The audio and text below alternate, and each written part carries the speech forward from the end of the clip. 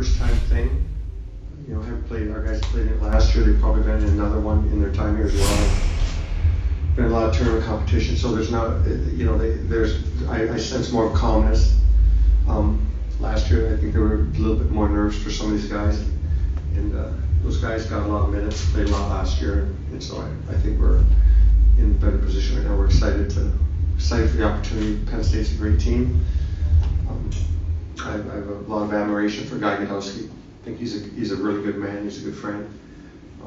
Does a great job, innovative. So we're excited and look forward to the game. Questions for the student athletes?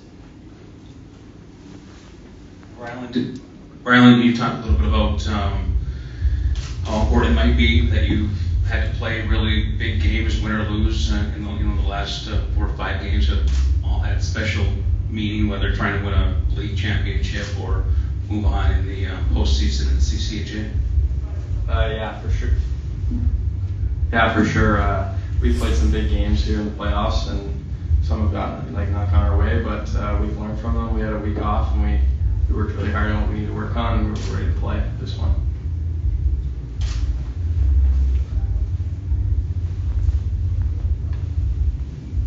This is for anybody who would like to answer. You mentioned, I saw that, you mentioned the time off. How do you use that? How do you, I don't want to say weaponize it, but I'm going to say weaponize it in terms of rest or cleaning up the parts of your game, that you guys want to bring into this tournament knowing the opponent that you're facing? I'll start with it. Has Guy been in here already? Yes. Take whatever he said. They had the same rest, but if the guy wants to answer, if one of the guys to do that. I think just after the last game, it's a big rivalry against Northern Michigan, and it's a playoff game, obviously. But to regroup after that, and I think we all have a little sour taste in our mouth in that game, and to have the preparation, I think we all knew we were in a good spot for the tournament, and just to watch other people and just have a little rest and fix up the parts of our game that needed to be fixed up or tuned up. But I think that was big for us, and I think we're all ready to go for tomorrow.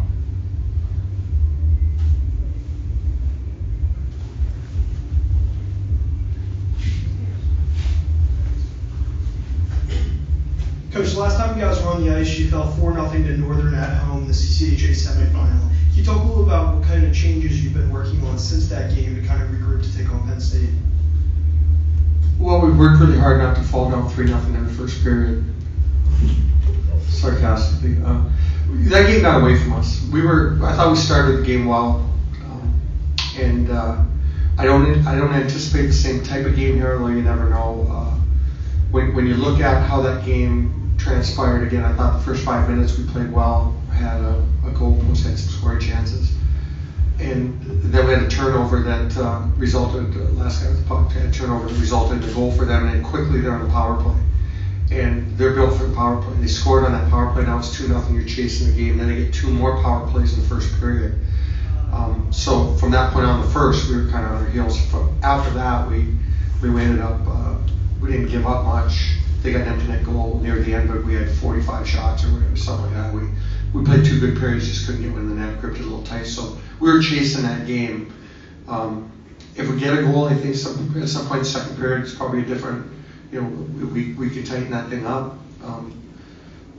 But I anticipate, in my experience in the national tournament, that if you look at the way the games are called, I don't think there was another game last weekend in championship play on either night that had, maybe one other one had 4 power plays.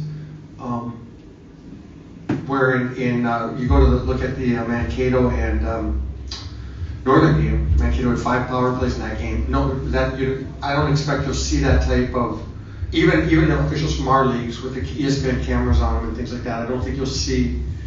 They'll have the teams earn their penalties, I would imagine. I don't think you'll see a lot of referees trying to get involved in the game. So we certainly don't want to get in a special teams game. That's not the way we want to play, and that's kind of how our last game went.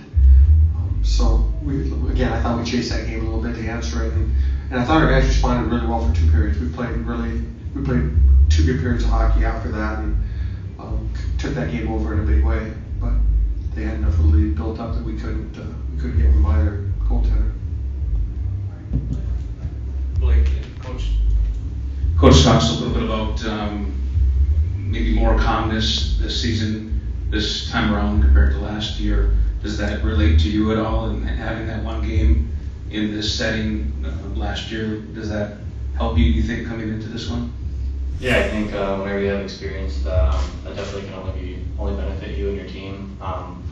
Yeah, last year, the big lights and the big stage, I don't think we were nervous at all, but yeah, just the first time being there, maybe first game jitters for our team or something like that. I did think we played a good game in that tournament. So yeah, I think we just bring all the experiences along with us into this game and hopefully get it tomorrow.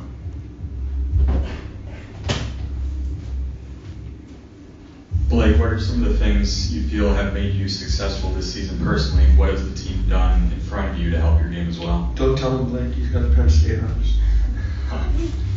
Just kind of like the last question, just experience, being an older guy, just feeling more comfortable out there.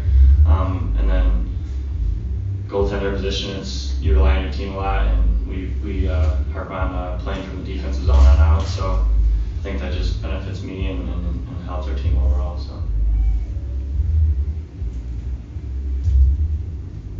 Ryland, I'll ask you, what is the one thing that Michigan Tech needs to do tomorrow in order to be successful? I think we need to come out to a good start. The first 10 minutes are going to be huge. There's going to be a lot of people in the stands. We just got to get our feet underneath us, and we'll move out from there. Sorry, I shouldn't have given it away. You mentioned the fans. Obviously, this isn't going to be a unique situation for you, so to speak. You've played in front of raucous crowds before.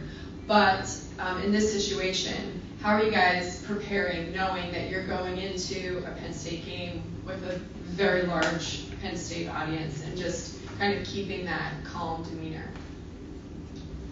And anybody can answer that. I think we've played in a lot of big games. We have a pretty good conference, a lot of games at Bowling Green, Northern Michigan, or even Mankato. And I think Blake touched on it that we play 2 games against Cato, and we get the last one up for the conference championship regular season. But I think what we have, or what the recipe to win, is inside our locker room. And I think we have our eyes on the prize, and we know what we have inside our locker room. We just got to stick to our recipe. To go off the fans a little bit more, I saw that there would be 2 busloads of students making the trip. What does that mean to you guys to have them coming all this way?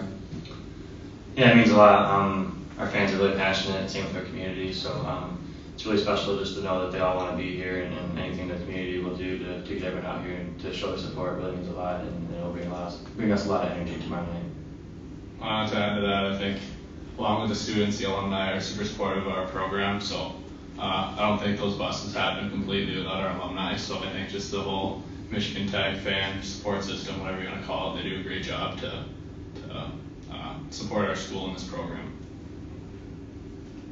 Any other questions for the student athletes? Blake, this could be your last game as a Michigan Tech Husky. You've been kind of synonymous with the program for the last 4 years. Can you talk a little bit about what this game will mean to you and your thoughts on heading into your final tournament here? Yeah, I hope it's not my last game here, but it's been a long ride, and we're hoping to keep it going. I wouldn't want to play for any other university, and it's a dream come true. I've always wanted to play for this university, and a lot of family and friends in the area, so just hoping to keep it going as long as we can, and it starts with the first one tomorrow night. Any other questions for the student athletes? Yep. It's for Blake. What do you do to relax on the day of the game? I think just for playing for so many years, you just kind of get into a routine. Just wake up, get breakfast with the team, and then just do your morning routine, go on the ice, and then usually I like to take a nap. That kind of takes my mind off it. Take a longer nap so I don't have to think too much about it, and just wake up and our team's ready to go. It's been fun to prepare for them, because when you watch other teams that you don't see, you pick up some things. There's a couple things that they do that I think would work well in the future in our game. But it's the same with them and us. They have to. I don't know if we've, maybe since back when Guy was at Ohio State, at Alaska, might have been the last time I was coaching against him. So they're in the same boat we are.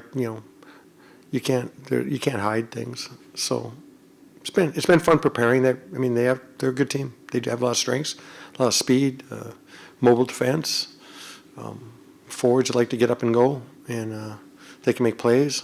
So should be a lot of fun. Any other questions for George? Coach, when your team is playing its best, how would you describe what makes them so successful? This team, or generally, like a Michigan Tech team, or this team? Because this team's a unique team. This team this season. Yeah, our focus going in, honestly, the success we've had is entirely in that locker room. I think the guy said it. Kooks might have said it. That the recipe is inside the locker room, and they're right. It's what we've tried to do, thinking that this could be a really, and I didn't hide any bones about it. This could be a very difficult year for us record-wise, because we returned the fewest goals in the league. We returned the fewest. We had 4 guys sign professional contracts in a 2-day period last spring, and that's awesome. We're very happy for them, but that left us the fewest. Now that, when I'm picking my preseason teams, I go by goals returning. I think most people do. And when you return the fewest goals in the league, you're thinking that could be a tough year. And I prep people for that. This could be a tough year. Let's be patient. And my main goal was that it'd be a positive experience and that we get some growth out of it as the year went on. The players had different ideas. They, I remember saying early in the year in a video session, maybe a weekend into games, maybe 2 weeks into games, that I told the group, I said, now listen, fellas, we have to keep in mind that we're playing to improve here. We're not going to be an at-large team. We're not going to win this league. We have to play. And one of the guys in the back, Parker Soretsky, said, that's BS. I mean, you can say BS, but, and that's the mindset they carried, that they were going to win hockey games. So this team, our goal, to answer your question, is we try to prepare so that we can give our guys information, a chance to win. Our goaltender gives us confidence and keeps us in hockey games, and then they find a way to win. So that's our recipe, and it is all inside that locker room. It's with the character within the locker room. Coach, is there one thing in this, quote, time off that you really wanted your guys to dial in on, some aspect of how they were playing or how you wanted them to play that they just weren't doing that is going to help them be more successful tomorrow? Yeah, in a broad, deliberate sense, it was accountability, like on the intangibles, on the little things, not circling away, doing a good job on angling, taking care of the puck, making sure you're advancing the puck, managing the zones, focusing on clean breakouts and support around that, making sure forwards are coming back into areas. Formation, we focused on formation, I guess is the best way to put it. And I think our guys did a really good job at that. We had we kind of made up a couple of drills that really showed growth. So that's if all things being equal, not winning the league, if you could have that magic, that crystal ball, I would have wanted the week off to get our game back together. Now, obviously you want to win a championship, but we had a pretty good feeling we were in prior to that last game, and maybe that had an impact on the game as well, but we had a pretty good feeling we were in. But we needed things to shore up within our game. Did I answer that all right? Yeah. Okay.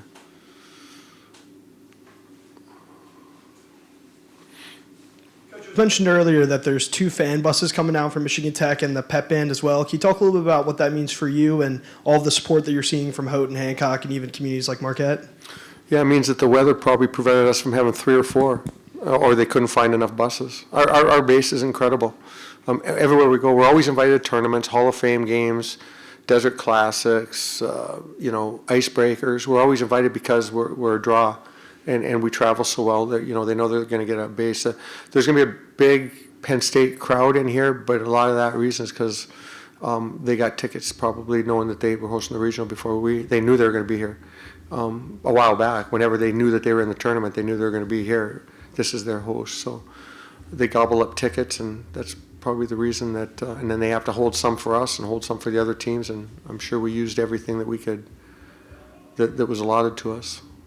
So we travel well. There's not been a place in my 9 years here that we haven't had the black and gold stripes and jerseys. It could be Alaska. I mean, it could be anywhere. Like people are coming. They're from all over. It's an incredible university.